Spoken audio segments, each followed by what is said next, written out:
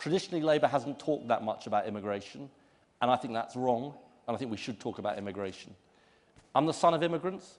My parents came to this country as refugees.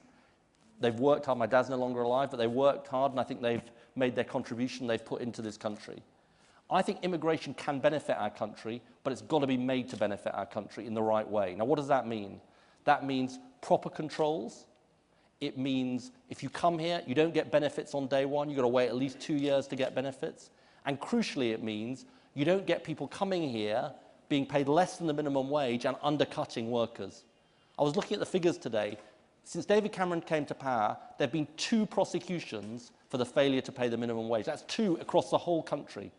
All of us probably know of examples of people not being paid the minimum wage, of employers trying to get away with it and governments not doing anything about it. So you've got to make sure that when people come here, it doesn't undercut wages. It's not about getting benefits. It's about making a contribution. And it's also about saying you've got to integrate and learn English. You might say to me, yeah, but Nigel Farage, UKIP, they're making even bigger promises about immigration. Here's the thing. I'm not going to make you a promise I can't keep. Now, lots of politicians maybe say that, but I'm going to try and keep to it.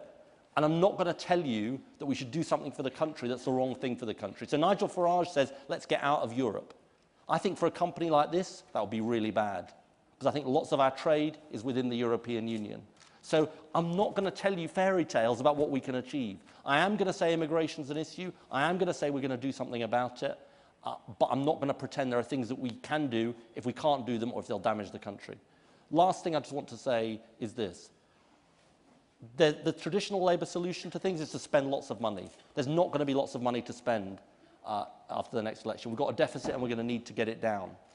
And I'm not going to pretend to you that that won't mean difficult decisions, but they are going to be fair.